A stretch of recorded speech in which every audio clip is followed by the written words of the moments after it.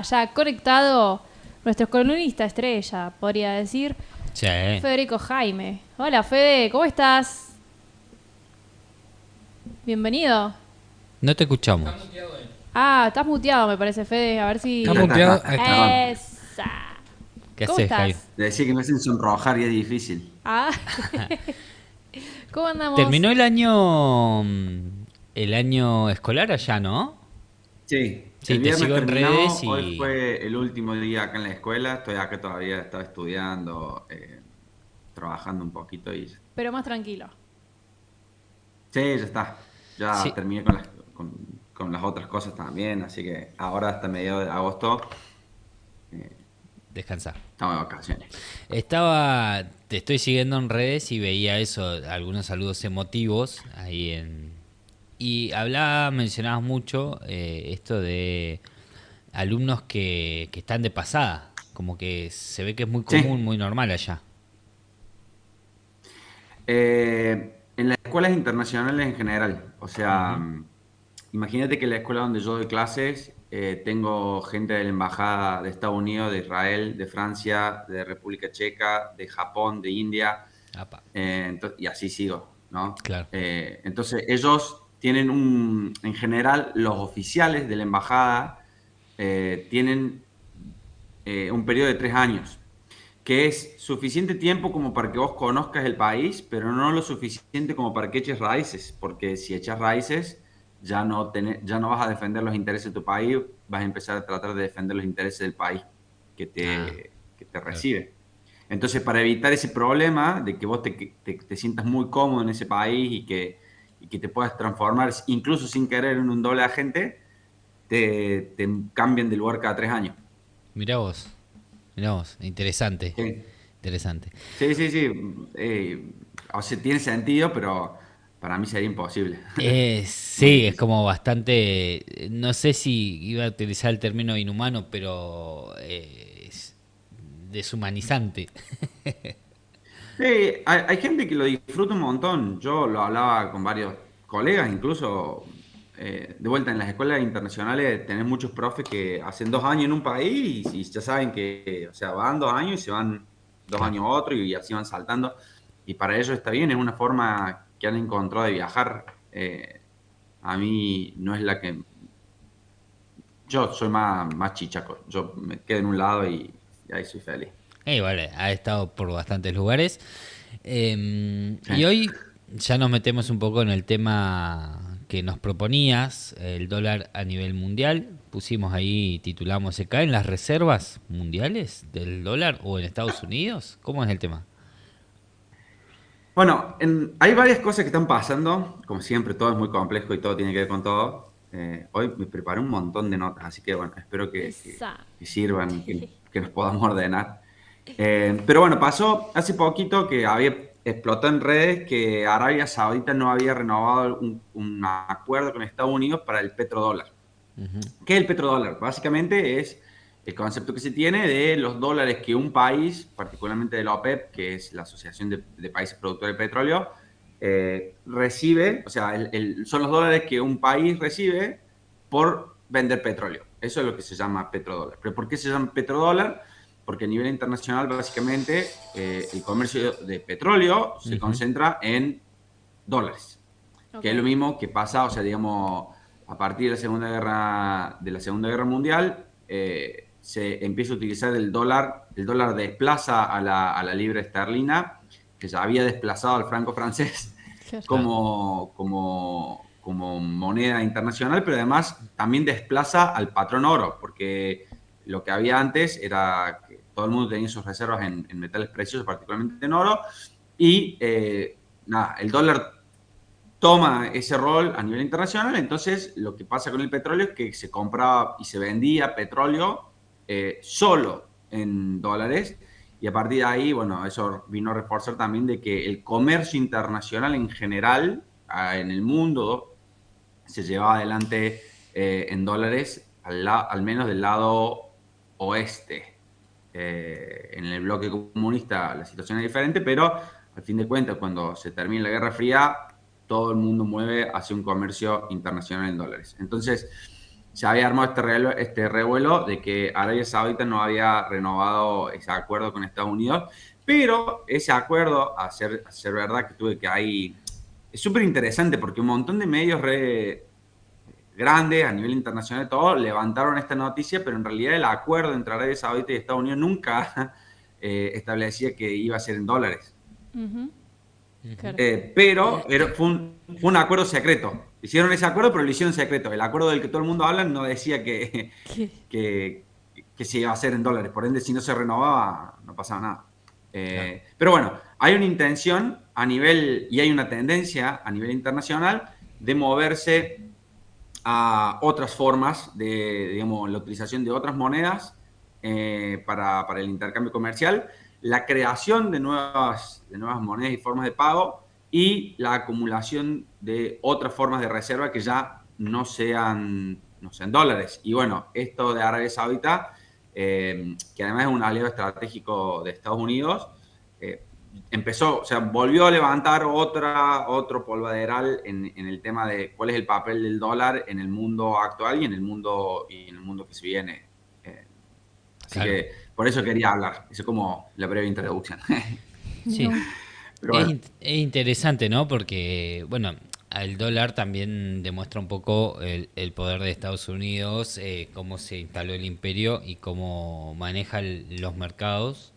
eh, y lo difícil, yo a veces pensaba, va a ser difícil ver caer en nuestra vida a Estados Unidos como imperio, al dólar como parte de ese imperio, y por momentos da la sensación que no tanto, porque mencionás esto, ¿no? Hay caída en las reservas, hay varias cuestiones en jaque.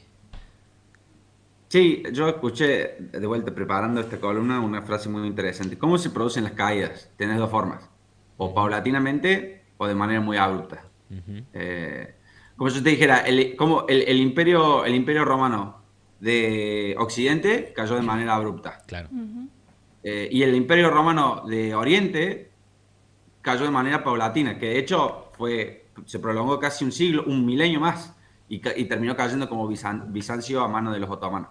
Entonces, claro, bueno, se fue haciendo cada vez más chiquito, más chiquito, más chiquito, más chiquito, hasta que en un momento colapsó. Lo que para mí va a ocurrir con Estados Unidos es que, es como decís vos, no parece, sobre todo porque Estados Unidos tiene varias características todavía. Tres, sobre todo. Primero, tiene el idioma, o sea, ha logrado establecerse culturalmente en todos lados. El claro, idioma y sus producciones culturales han inundado y han performateado el mundo como lo conocemos. claro, Segundo, tiene el dólar todavía, que es el instrumento de pago y de operación a nivel internacional, al punto tal que todos los organismos internacionales te reconocen los dólares primero y antes que nada. Y lo tercero es, tiene el fierro. Se sigue teniendo claro. el poder militar más colosal del planeta por lejos. Entonces, no pareciera que fuera a caer y bueno, hay que ver qué pasa. Hay un montón de cuestiones de la política interior de Estados Unidos que, bueno, ya la hemos abordado un poco, eh, pero muy severamente en otras columnas. Pero bueno, hay cuestiones de índole interno y de índole exterior bueno, que hacen que tengamos que prestar un poco más de atención y tratar de entender un poquito el panorama, aunque cueste por ahí hacer predicciones.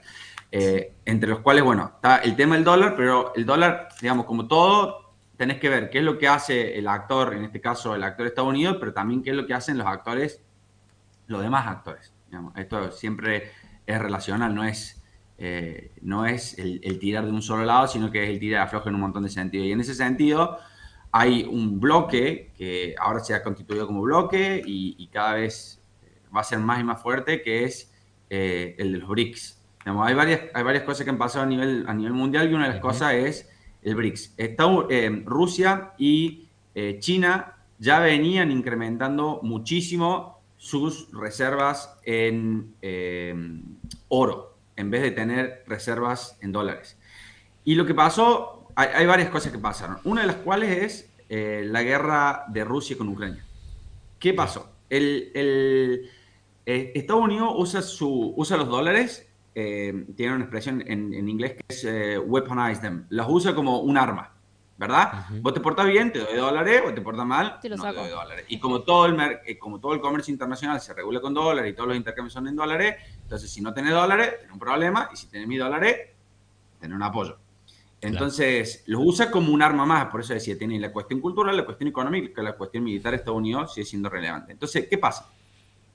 Los ha utilizado como un arma durante tanto tiempo que hay otros que se empezaron a blindar. Entonces, cuando yo tengo un chabón apuntándome con un arma en la cabeza, o me mudo a otro lado, o me cubro, o saco un arma yo, ¿me entendés? Entonces, hay muchos que han empezado a tomar ese tipo de decisiones. Uno, se alejan de Estados Unidos, otros empiezan a tomar medidas defensivas y otros empiezan a tomar medidas ofensivas. Las medidas defensivas que han tomado mucho ha sido el cubrirse con reservas de otro tipo, el establecer alianzas con otros actores, y bueno, a partir de ahí, Rusia ahora está empezando a tomar medidas ofensivas. Pero vayamos primero a lo que pasó con la guerra de Ucrania. Estados Unidos y Europa salieron a poner sanciones económicas inmediatamente. De vuelta, había mucho pantomima porque si Rusia le cerraba, digamos, si Europa cerraba la canilla, si no te compro más gas ahora, se congelaba en el invierno. Claro. Entonces, era como, y vos te portás mal, y vos también, y no pasaba nada, ¿me entendés? Porque al final de cuentas se necesitaban mutuamente. Pero el comercio internacional de Rusia, antes de la guerra con Ucrania, se regía en un 75% en dólares. Ujú. ¿Y qué pasó? Ahora solo utilizan un 20% de su comercio internacional en dólares. O sea, ha caído drásticamente. Y una de las cosas que hizo Rusia cuando le hicieron los embargos, que creo que yo se los había contado, es decir, bueno, eso, le hacemos un embargo de dólares, no tiene acceso al dólar, no tiene acceso a los créditos internacionales, entonces Rusia, ¿qué hizo? A los europeos les dijo, bueno, está bien, ustedes me pueden seguir comprando el gas, yo se los voy a seguir vendiendo, pero si me lo compran en rublos. Claro. Y le salió el tiro por la culata, porque Rusia se empezó a nutrir de euros, porque la única forma que obviamente Europa tiene de acceder a rublos es comprarle los rublos a Rusia. Entonces, le tenía que pagar en euros para comprarle rublos, para después pagarle en rublos que les compre y comprarle el gas. Claro. Y así pasó. Rusia logró aguantar ese embate económico. Me acuerdo cuando empezó la guerra, el rublo se había desmoronado. O sea, como yo te dijera, valía 10 veces menos. Así, Ujú. roto.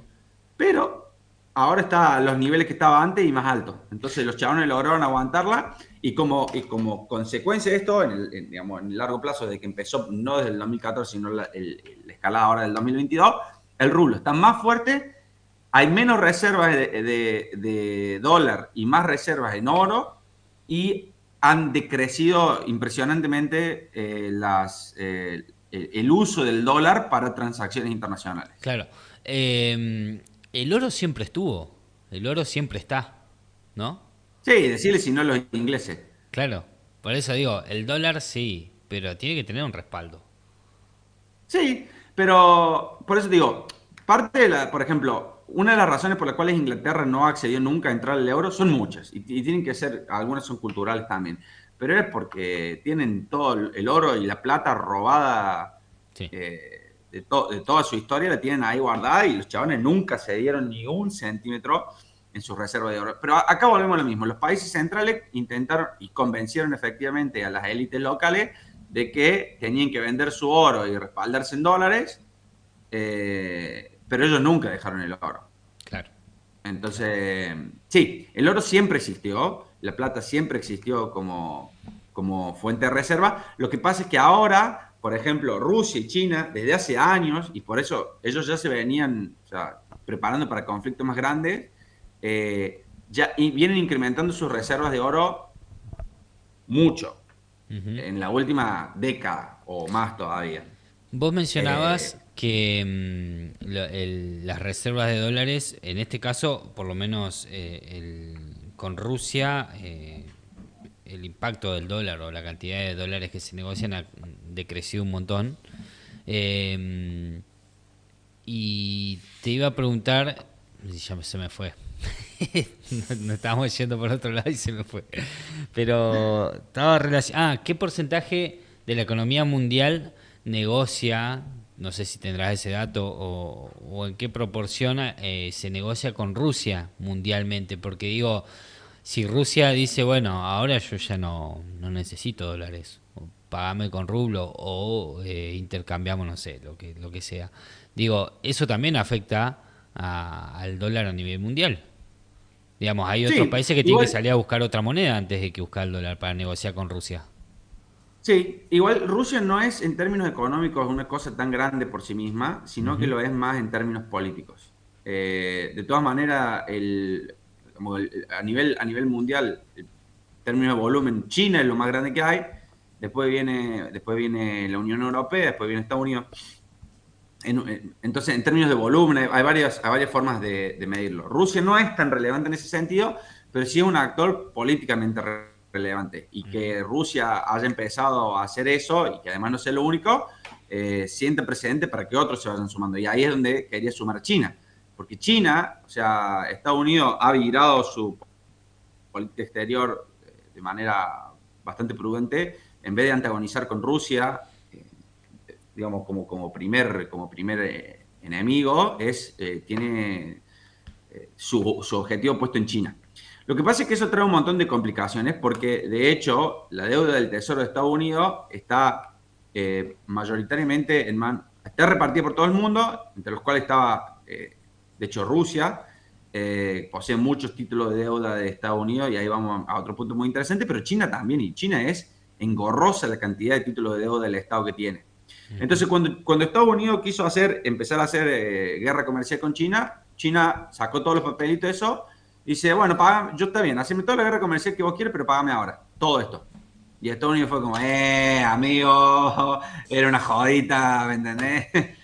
Porque no hay forma, es una cantidad monstruosa de deuda la que tiene China comprada y Japón también, Ujú. de hecho.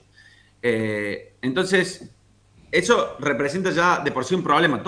El dólar es fuerte, pero la economía estadounidense es bastante débil. Y ahí me voy a meter en un segundo. Pero China lo que empezó a hacer, por ejemplo, hizo un acuerdo con Rusia en donde los intercambios comerciales entre todos iban a ser en las monedas locales. Y esto supone una agilización del proceso, pero también un ahorro impresionante. Una de las cosas que pasó con Venezuela fue que cuando Estados Unidos le hace el bloqueo y le congela los capitales, porque volvemos a lo mismo, o sea, el hecho de usar el dólar como un arma viene siendo política de Estados Unidos desde hace mucho tiempo. Venezuela perdió millones y millones en comprar euros para poder con los euros venderlos y comprar los dólares y con esos dólares Claro. pagar las cosas que tenía que pagar, ¿me entendés? Ujú. Entonces, en ese cambio de moneda, cada vez que vas a ese saltito, te queda una cometa. O sea, el que vende tiene que sacar Claro. un Un pedacito. rédito. Y ese cambio de moneda hace que todas las partes, menos el sector financiero, pierda. Porque imagínate que nosotros queremos comerciar, no sé, con Palau, con Alemania o con México. Y lo hacemos con dólares. Entonces yo tengo que vender mis pesos argentinos para comprar dólares y venderlo y comprar pesos mexicanos para poder pagarle al mexicano al que yo le compre, lo que sea. Claro. ¿Me entendés? En el Entonces tengo que hacer medio, dos cambios de moneda. claro. Y ellos a la vez también. Entonces se pierde un montón de plata en las transacciones. Digamos, esa plata no se pierde. Obviamente queda en las manos Sí. de alguien. La perdemos nosotros. Lo que digo es que las partes comerciantes pierden el plata. Sí, Ujú. perdón. No, digo, la perdemos nosotros. El sector financiero la gana, se la queda. Sí, sí, sí, sí. Y las entidades que el sistema financiero, bancario, a nivel internacional, que son los que aportan todo dólares. Entonces, ya cuando Rusia se empieza a mover y China se empieza a mover, y de vuelta China empezó a defenderse, esta de las sanciones, Estados Unidos quiso sancionar a China, haciéndole embargo de microchips y restringiendo el acceso de China a microchips para retrasar el avance tecnológico de China. Lo peor que le pudo haber hecho, porque entonces, ¿qué empezó a hacer China? China desarrolló su propia industria de microchip y estaba viendo, justo antes de empezar a preparar toda esta charla, había visto unos gráficos que habían publicado, creo que de Economist, de cómo China está a la cabeza de la producción científico-tecnológica ahora, por mucho. O sea, el triple o el cuádruple de papers citados China más que la Unión Europea o Estados Unidos. O sea que los chabones le metieron un bloqueo para perjudicarlo y a la larga, en el largo plazo, los beneficiaron porque hicieron que desarrollen la tecnología propia. Entonces, hay un montón de estrategias defensivas que están tomando potencias centrales, así como China y como Rusia, y ahora, además de esos muñecos, están decididos desde hace un tiempito de impulsar los BRICS.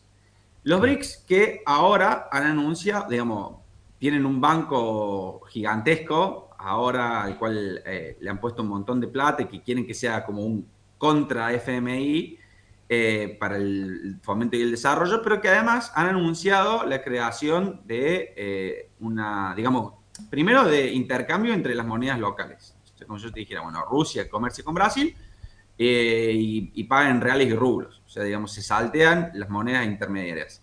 Pero segundo, la creación de una moneda común. Claro.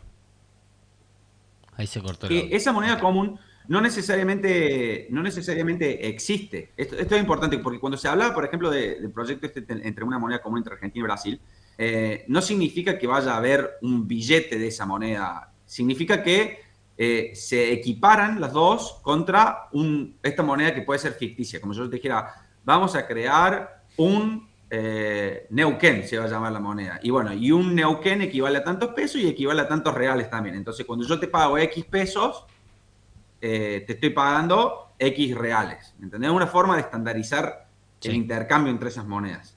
No como el ahora, euro, no lo que hizo, no lo que se hizo con el euro. No. El euro es una moneda Claro. real, digamos, que tiene el sentido de circular, pero que además absorbió todas las monedas locales. Acá lo que sería es como una forma, digamos, se arreglan los precios, entonces viste que tenés el dólar para la compra, el dólar para la venta, el real para la compra, el real para la venta, etcétera, etcétera. Lo que haría con esta moneda es eliminar eso, es un precio. ¿Entendés? Un peso argentino, X reales brasileños, para la compra y para la venta. Claro. Entonces, de vuelta, porque si igual yo tengo que comprar real y vos me tenés que comprar peso y etcétera, etcétera, igual en esa ruedita se pierde un montón de plata que queda en el sistema financiero. Entonces, lo que se habla cuando se habla de crear esta moneda no es una moneda única o una moneda que absorba las monedas de los países miembros de esta alianza monetaria, sino es crear una moneda que lo que hace es machear los precios de compra y venta en un solo precio. Claro, sí, totalmente. Entonces, hace los intercambios mucho más fáciles. Claro, los BRICS que en su momento Argentina era invitado y ahora, bueno, con el nuevo presidente se alejó totalmente de eso. Sí, y ahí es donde yo tengo el momento de indignación de esta columna. Porque, usted bien que vengo así tranquilo, estuve tomando té con yuyito y qué sé yo, y de repente se me salta el chabate como así, pero la sarta virgen de la Macarena. Estados Unidos es una potencia en declive y eso te lo dicen desde adentro, desde afuera, y volvemos a insistir, tiene la presencia cultural, tiene todas las palancas económicas y tiene los fierros.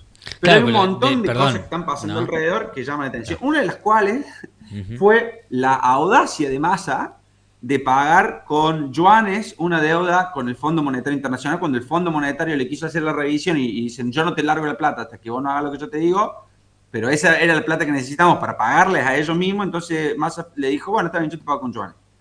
Y fue la primera vez en la historia del Fondo Monetario Internacional que se le pagó con otra moneda que no fuera el dólar.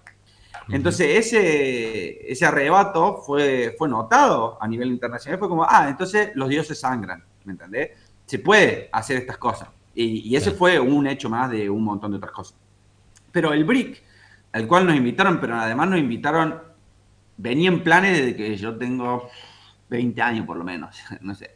Hace 15 años que se viene hablando de casi desde el principio de hacer, porque al principio fue BRIC, después fue BRICS, que se agregó Sudáfrica, y después la idea era hacer BRICSA, que Argentina entrara como un miembro fuerte.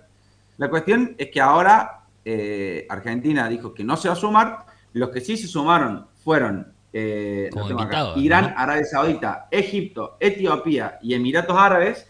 Claro, y ahora al fondo de la cola, chicos, porque hay 40 países que quieren entrar a los BRICS. 40. Sí. Claro, olvídate.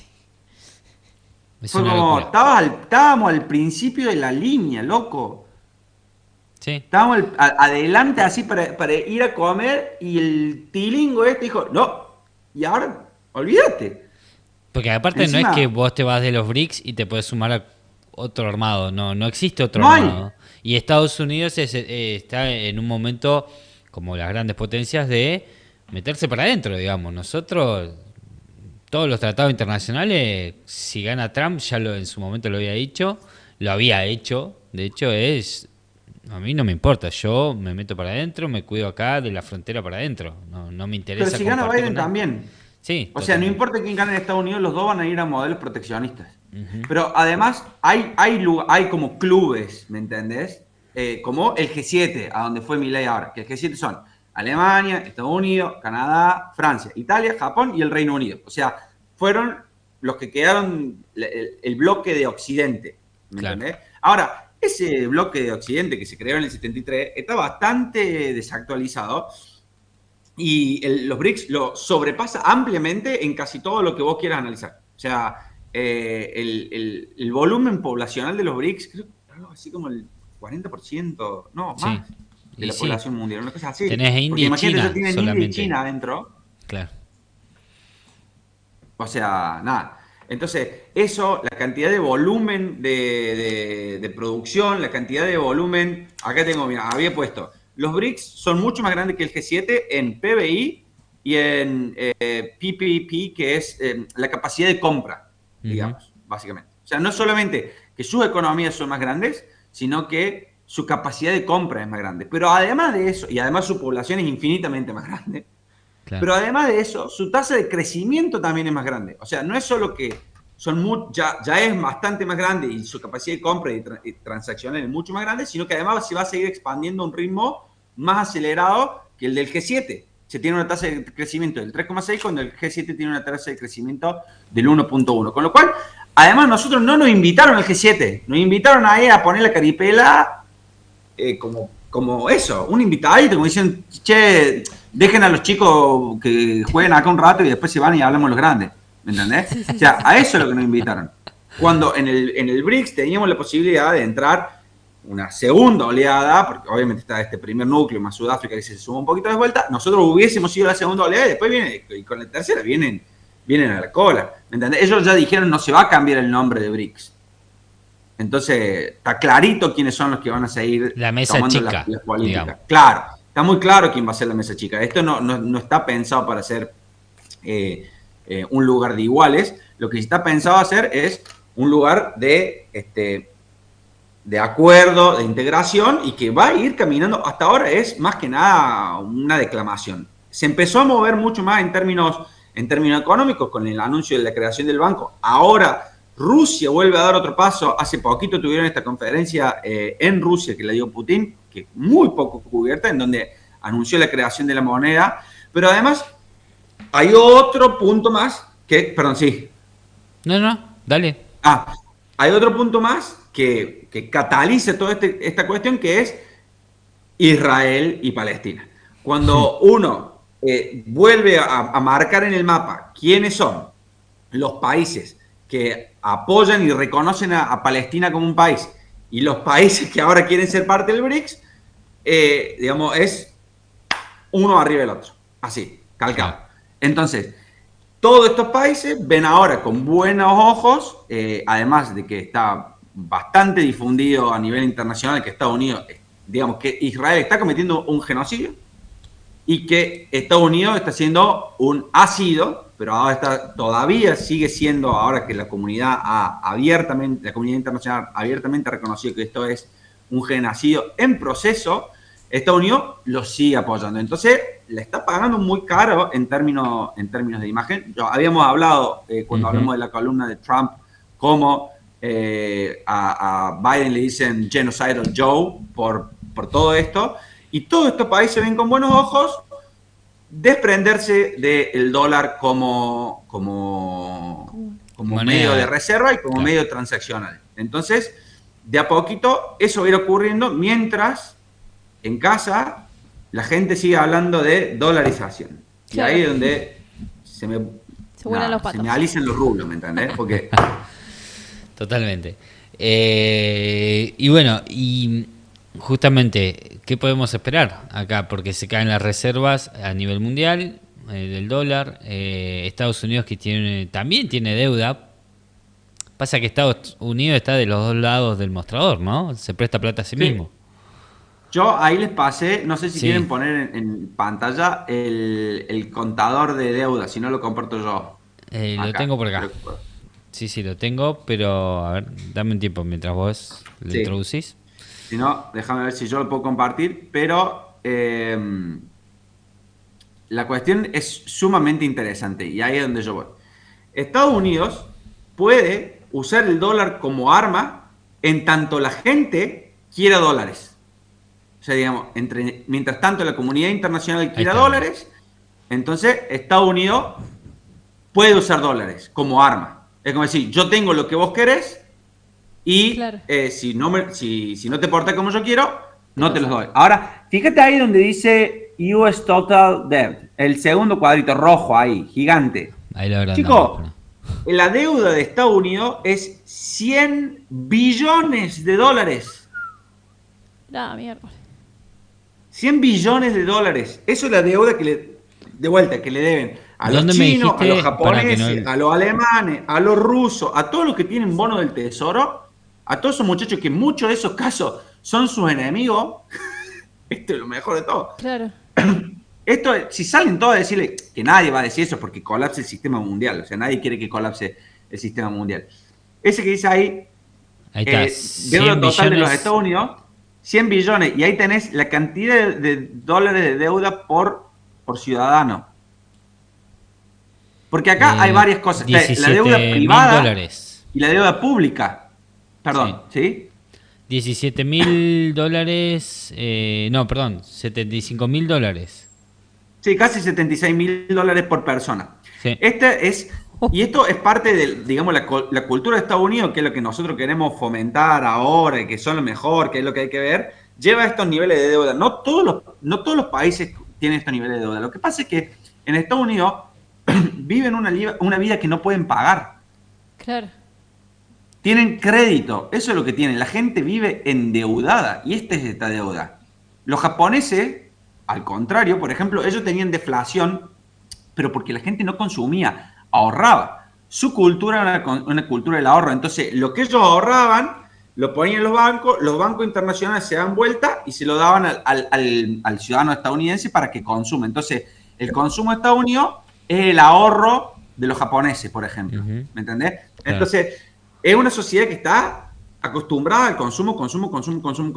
Entonces, el Estados Unidos, ¿qué pasa? Sigue emitiendo deuda infernal. Ahora, ¿qué pasa si... ¿Por qué? Porque necesita poner estos dólares en todos lados y con eso juega a muchas mesas. Si de repente esas mesas se empiezan a cerrar, ese proceso se transforma necesariamente en un proceso inflacionario que ya viene creciendo. O sea, si Claro. yo sigo emitiendo todos estos dólares para poder sostener mi deuda, que es lo mismo que se decía en Argentina, pero claro, la ¿cuál maquinita, es la diferencia? ¿no? Los muchachos tienen los fierros. Claro. Bueno, se habla que cuando un imperio está en un momento crítico es cuando apela directamente a la violencia a través de las armas, ¿no? Y es lo que se ha visto en los últimos años con Estados Unidos interviniendo en muchísimos países. Nada, es un dato que lo grafica de alguna manera. Y vos sabés que cuando hablaste esto de viven endeudados y demás y este sistema, me hace pensar en Chile también, incluso. Viste que todo el mundo acá en Argentina habla, bueno, en Chile, de hecho mi sobrino se fue hace 3 4 años a Chile y hoy tiene una moto, ¿viste? Tiene un buen trabajo, está a punto de tener un terreno en su casa y uno dice, bueno, está buenísimo. El tema es cómo se le hace entender a la gente que eso está bien, pero no tan bien. Lo que pasa es que volvemos a lo mismo. Si vos tenés los fierros y hace que tu deuda la paguen otros países, es sostenible. Claro. Porque de vuelta no lo estás pagando vos. Pasa lo mismo con las cuestiones ecológicas. que el veganismo y el vegetarianismo y el eco-friendly y el reciclado y las bolsitas con caca de perro en la calle y todo eso que pasa en Europa puede ocurrir porque hay otros países donde se están agarrando tiro por un vaso de agua, ¿entendés? Claro. Porque la comodidad y el confort que estos muñecos experimentan acá está necesariamente sedimentado en el disconfort y las falencias que tienen un montón de otras sociedades. O sea, acá, cada botella que se hace el tratamiento y se recicla y los salarios dignos y todo esto, es porque hay un montón de cosas que producen y que inflan y que son necesarias para la economía europea que se producen en las peores condiciones en otro lado. Entonces pasa lo mismo acá. Si el resto del mundo, porque esa es la verdad, el resto del mundo sostiene la deuda de Estados Unidos y contiene su inflación. Entonces sí se puede vivir así. Ahora, lo que te pasa es, en Chile, que no es Estados Unidos, hace no tanto, ya les explotó todo por el aire porque subieron el subte. Claro. Porque subieron el boleto del subte y la gente salía a prender fuego todo. Porque no se podía hacer más nada. O sea, porque ya estaban hasta el tope. Y también lo que es difícil es tratar de separar la singularidad de la generalidad, que es una cuestión bastante salame que hacemos los seres humanos, en donde yo conozco un amigo al que le va bien. ¿Y qué tendrá que ver el chancho con la licuadora, monstruo? Claro. ¿Entendés? Yo conozco un ruso y conozco un eslovaco y no voy a juzgar Rusia por un ruso, ni Eslovaquia por un eslovaco, ni Dinamarca por un danés. Claro. Tampoco voy a juzgar a la vida por quien le va mal, ni por quien le va bien.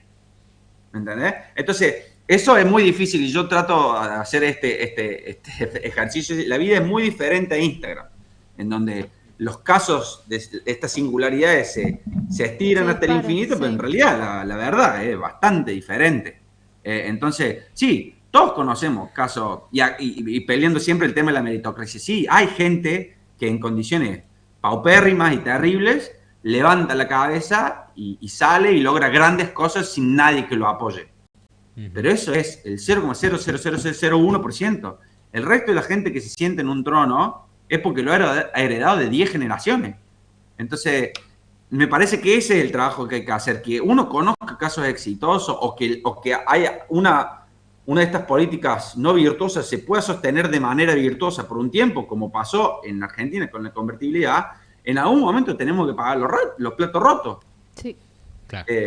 Y eso es tratar de salir primero de la inmediatez en el análisis y segundo de la causística. Entonces, ¿cómo yo trato de salir de este pequeño punto que tengo acá y tratar de ver un panorama más amplio en el espacio y en el tiempo? Totalmente. Pero no es fácil. No, totalmente. Bueno, muy interesante poder analizar, como bien decías, también a largo plazo, ¿no? Porque esto lo vemos hoy, se puede empezar a analizar y hay que ver qué es lo que va a pasar en los próximos años. A ver qué pasa con los BRICS, sobre todo, que quizás es el que más contrapeso le va a hacer a nivel mundial. Tengo una cosita más ahí para agregar. Estados Unidos ahora y Europa, en el G7, en la reunión que hubo, anunciaron que los fondos que tienen congelados de Rusia, sí, porque ellos congelaron fondos en la guerra. Así como diciendo, no te los confiscamos, los tenemos nosotros, pero te los congelamos. No lo podés tocar, no podés ni comprar ni vender, no los podés mover. Esos fondos que ellos congelan de Rusia, con esos fondos se los van a dar a Ucrania como un préstamo para financiar la guerra. sí. Ahora bien, hay un par de cosas ahí. Primero, que los fondos que están congelados de Rusia son bonos del Tesoro de Estados Unidos que compró Rusia. O sea, es como que decir, yo te debo plata a vos, pero no solo no te la voy a pagar, sino que además te voy a chorear el papel que dice que te la debo. Pero te la dejo acá, O sea, no la puedes tocar. Segundo, que además, esa plata se la prestan a Ucrania, que después la va a tener que devolver, que son 50 billones. 50 billones de dólares, perdón, del inglés. No me acuerdo cuántos son. 50.000 millones de dólares. ¿Cómo? 50.000 millones de dólares. Gracias. 50.000 millones de dólares. Porque los billones y los trillones son diferentes en inglés que en español. 50.000 millones. Bien. 50.000 millones de dólares. Lo que le prestaron que a si los van a dar. Sí. El FMI. Sí, sí, sí, sí. Se los van a dar a ellos para pagar. Pero, entonces, acá es donde Rusia le dice es, primero que no solo que es un ladrón, sino que además lo que me está robando lo está usando en contra mío. Hashtag fuera el dólar, ¿me entendés? Hashtag gente dejen de comprar bonos, porque lo que está diciendo Rusia es, hoy me lo hacen a mí, pero ojaldre, que el día Guardiola de con mañana eso. le puede tocar a cualquiera. Claro, no hay Y ese seguridad cualquiera puede ser jurídica, China. no hay confianza Claro. y las Claro, acciones se entonces caen. mientras más Estados Unidos está en una posición de debilidad ahora, mientras más sigue usando las sanciones económicas y el dólar y todas y los bloqueos para tratar de imponer su fuerza, ya está haciendo algo por todos lados porque, de vuelta, lo puede hacer una vez, lo puede hacer dos veces, lo puede hacer tres veces, pero ya a la cuarta Claro.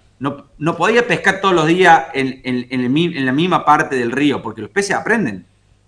Claro. Hay un día que no van a morder la carnada más. Entonces, esto es lo que está pasando con el BRICS, y que también son estados, muchos que se los han calificado de estados pares, como si yo te dijera Irán, ¿viste? Son países sucios, no de gente bien, así como uno, allá lejos, en el este o en África, Claro. o sudaquitas, ¿me entendés? Todo ese sur global, que de repente se juntó y dicen, bueno, ¿sabes qué? En realidad, nosotros también tenemos fierro, y estamos bastante cansados de que nos vengan empujando la carreta, nos hagan empujar la carreta de atrás.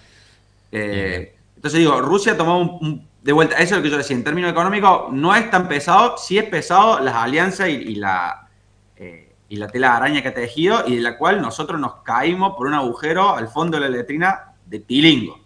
Claro, totalmente. Bueno, Fede, un lujo poder entender esto y conocerlo y estar atento, ¿no?, a lo que vaya saliendo, sobre todo para que, bueno, a quienes les interesa y estaría bueno que nos importa todo, como siempre decimos.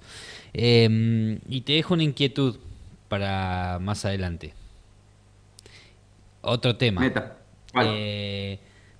Creo que de ahí ya te lo había comentado, pero viste que con la Eurocopa hay un lío bárbaro que no es más de lo normal, porque las rivalidades existen, albanos, serbios.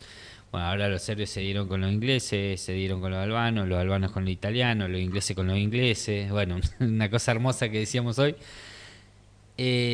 Quizás, no sé si el próximo, pero estaría bueno charlar de justamente estas rivalidades, no tanto desde el fútbol, que nos da un punto de partida, pero sí esto de los serbios, los croatas, los albanos, bueno, todos estos países que permanecen, ¿no?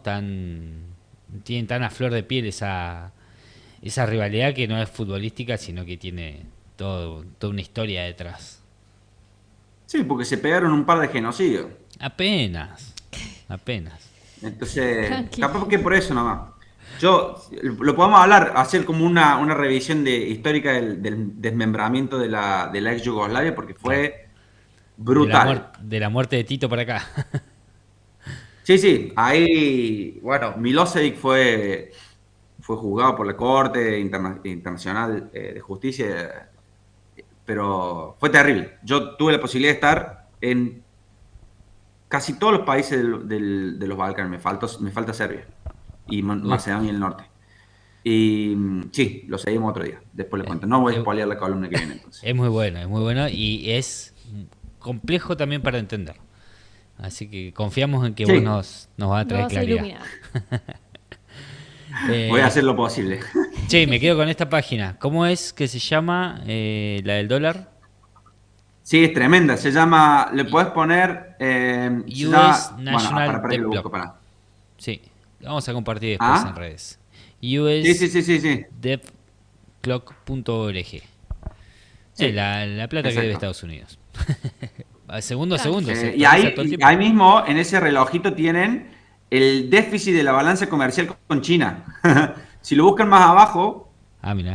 tiene el déficit de la balanza comercial con China Claro. a este punto. Y el déficit de Estados Unidos, el déficit de la balanza comercial total de Estados Unidos. Es ridículo, chicos. Esta gente está cavado, está tapado hasta el fondo. Claro. Bueno, genial. Gracias, Fede. Gracias. Bueno, Nos vemos. nos vemos. Que andes bien. Cuídense. Hasta el martes que viene. Buen fin de año o mitad de año, no sé qué es. Qué cosa rara, ¿no? Estos Sí, sí, herejes sí, sí. de acá del norte. Un abrazo. Abrazo, Fede. Bueno, nos vemos. Chao, chao. Bye, bye. Bueno, ahí Lujo. estamos con Federico Jaime, como siempre, analizando el mundo. En este caso, el dólar.